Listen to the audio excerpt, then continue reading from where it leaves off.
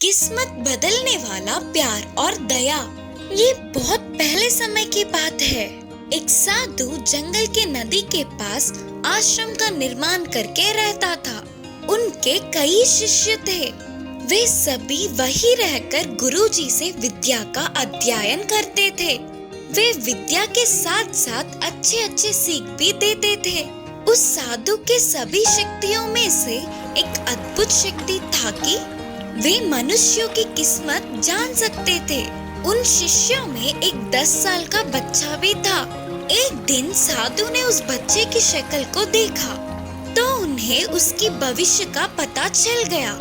उस बच्चे की आयुष्य पूरा होने को था और बस कुछ ही दिनों में वह मरने वाला था। गुरुजी को उस बच्चे को देखकर बहुत दुख हो रहा था। वह बहुत ही अच्छा बच्चा था। ऊपर से सब कुछ एक ही बार में याद करने वाला था। न जाने क्यों अच्छे को ही वह भगवान जल्दी अपने पास बुला लेता है करके सोचता हुआ अंदर ही अंदर रोने लगा।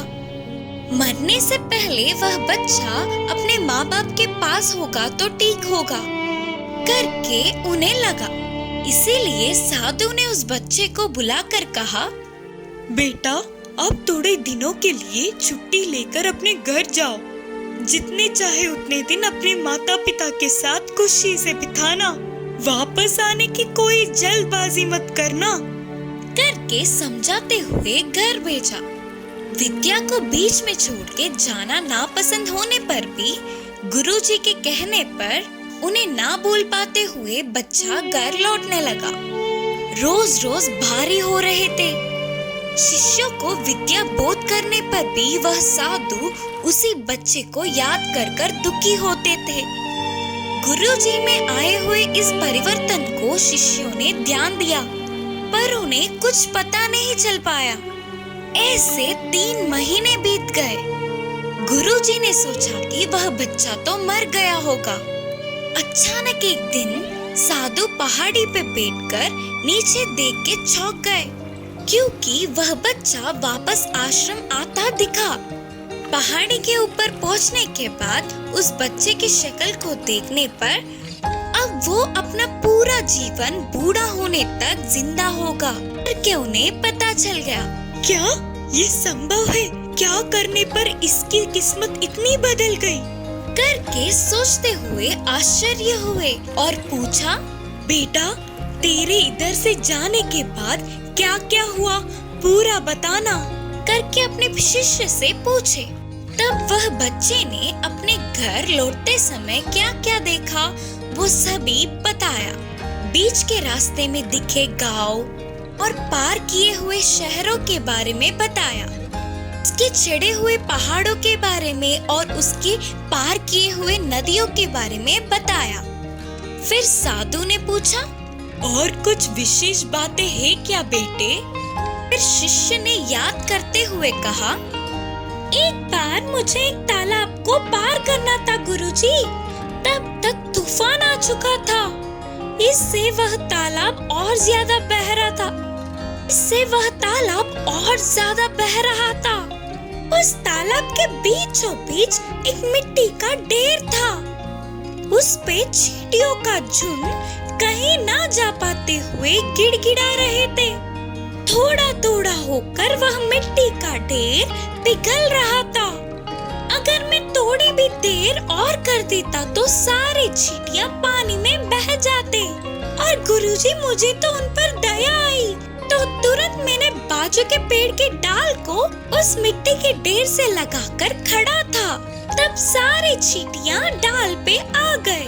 मैंने उस ढाल को किनारे पहुंचने तक पकड़े रखा। फिर मैं अपने रास्ते चला गया। मैंने उन छोटे जीवों को बचा लिया। इससे मुझे बहुत खुशी मिली।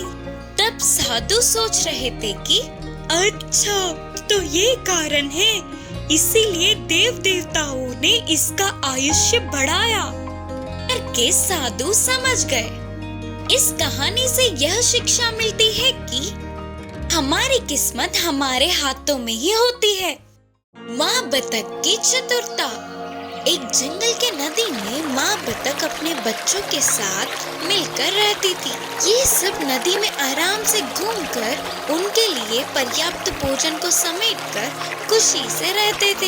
एक दिन सबसे छोटी बतख ने अपनी माँ से कहा, माँ, हमने आज तक इस जंगल का सैर नहीं किया, सिर्फ एक बार हमें अपने साथ ले जाकर दिखाओ ना, करके पूछी। इसके लिए माँ बतख के मानने पर अगले दिन ही जंगल का सैर करने की सोची। जैसे सोचा था बिल्कुल वैसे ही अगले दिन सुबह ही माँ बतख ने अपने बच्चों के साथ नदी से बाहर निकलकर जंगल की ओर चल पड़े। ऐसे बतख के सारे बच्चे खुशी से झूमते हुए माँ के पीछे पीछे चल पड़े। जंगल में थोड़ी दूर जाते ही माँ बतख को बस थोड़ी ही दूर में एक भेड़िया दिखा। अपने बच्चों से कहा, बच्चों, दूर से वह भेड़िया इसी तरफ आ रही है, तुम सभी फौरन पास के नदी में चले जाओ, करके धीमी आवाज में बोली।